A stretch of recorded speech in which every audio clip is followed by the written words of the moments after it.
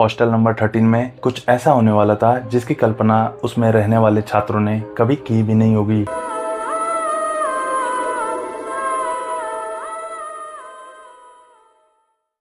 नमस्कार दोस्तों, मेरा नाम है रोहित और स्वागत है आपका हमारे इस चैनल पर। आज की कहानी राजस्थान के एक पुराने इंजीनियरिंग कॉलेज के हॉस्टल की है। कॉलेज का ये भाग सबसे पुराना था। हॉस्टल नंबर 13 को लेकर कई डरावनी कहानियां प्रचलित थी, लेकिन 2018 में घटी इस घटना ने उन अफवाहों को और भी भयावह बना दिया। रवि नाम का एक छात्र इंजीनियरिंग कॉलेज में एडमिशन लेता है और घर पास ना होने की वजह से वो डिसाइड करता है कि कॉलेज के हॉस्टल में ही रहा जाए। सारे हॉस्टल ऑलमोस्ट फुल थे, लेकिन बहुत सारे ट्राई करने के बाद आखिरकार रवि को हॉस्टल नंबर 13 में एक रूम अलॉट हो जाता है। रवि वहां पर नया था, इसके वजह से उसको इस हॉस्टल के बारे में कुछ अता पता नहीं था।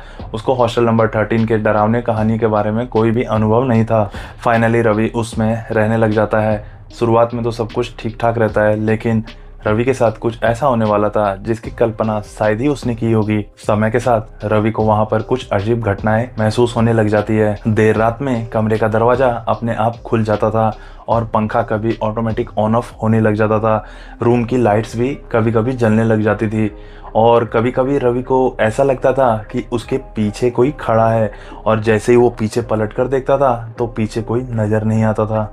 उसके बाद रवि ने ट्राई किया कि आसपास के किसी हॉस्टल में उसे रूम अलॉट हो जाए, मगर आसपास किसी भी जगह खाली न होने की वजह से उसे फाइनली उसी में रहना पड़ जाता है। एक दिन रवि अपने दोस्त के साथ कॉमन एरिया में बैठकर बातें कर रहा होता है, तो वहां पर एक कॉलेज का गार्ड आता है और वो उन्हें समझाता है कि आप लोग भले ही इधर बैठे हुए हो, इधर बैठे रहो, लेकिन 3rd फ्लोर पे प्लीज मत जाना, क्योंकि तीसरे मंजिल पे बहुत अजीब सी घटनाएं लोगों ने महसूस की है। इसीलिए तीसरे फ्लोर को हम लोगों ने खाली रखा है। बहुत बार पूछने पर गार्ड नहीं बता रहे थे, लेकिन फाइनली उस गार्ड ने बता दिया कि यहाँ पर कई साल पहले एक छात्र ने आत्महत्या कर लिया था, जिसके वजह से उसके बाद से वहां पर अजीब अजीब घटनाएं लोगों ने महसूस की है। ये सब सुनने के बाद रवि और उसके दोस्त एकदम जिज्ञासु हो जाते हैं और वो लोगों के अंदर इतनी उत्सुकता हो जाती है उस फ्लोर के ऊपर जाकर देखने की कि वहां पर आखिरकार होता क्या है। रवि और उसके दोस्त को लग रहा था ये सब बातें अंधविश्वास है और किसी ने ये अफवाह फैलाई है, तो इसको वेरीफाई करने के लिए नेक्स्ट डे रवि के दोस्त ने उसे कहा कि अगर तुझ में दम है तो तू ऊपर अकेले जाकर दिखा, और तू गया तो तुझे मान लूंगा और तू सबसे ज्यादा अपने कॉलेज का लीडर कहलाएगा।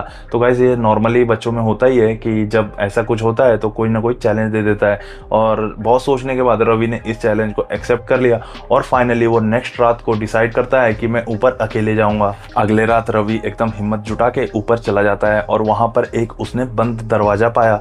बाकी रूम्स के तो ऑलमोस्ट दरवाजे खुले पड़े थे, लेकिन उस एक पर्टिकुलर रूम का दरवाजा बंद था।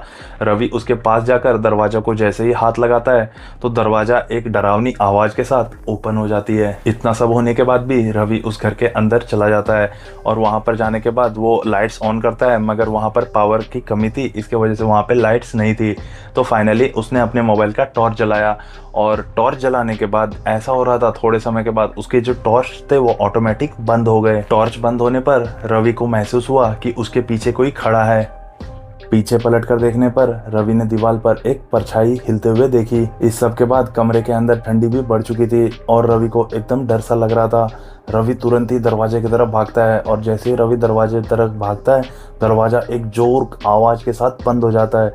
रवि के लाख कोशिश करने के बाद भी वो दरवाजा खोल नहीं पा रहा था। ये सब होने के बाद रवि जोर जोर से चीखने लगता है। रवि की चीख सुनकर उसके दोस्त ऊपर आते हैं और उन लोग को भी हिम्मत नहीं हो रहा था उस दरवाजे को ओपन करने की, लेकिन एट लास्ट वो लोग दरवाजा ओपन करते हैं।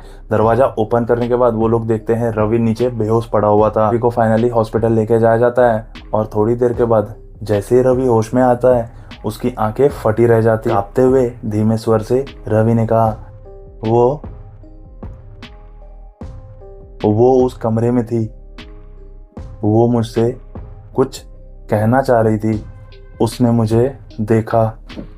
रवि की यह आवाज़ सुनकर उसके दोस्त लोग भी एकदम हैरान हो गए और लास्ट में ये बातें जब प्रशासन को बताई जाती है तब वो लोग हॉस्टल नंबर 13 के 3rd फ्लोर को पूरी तरह से बंद कर देते हैं।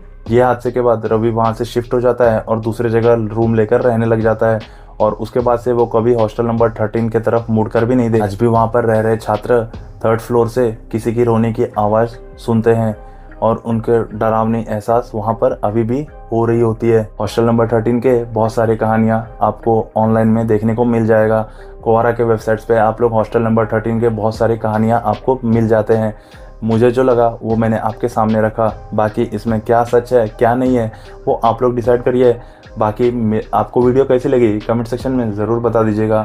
चैनल पे सब्सक्राइब करिए और प्लीज़ हमें सपोर्ट करिए। आप लोग की सपोर्ट की बहुत ज़रूरत है ताकि हम जल्द से जल्द और आपके लिए ज़्यादा से ज़्यादा वीडियो ला सके। मिलेंगे आपसे फिर किसी नए वीडियो में, तब तक के लिए जय हिंद जय भारत। Bye bye guys.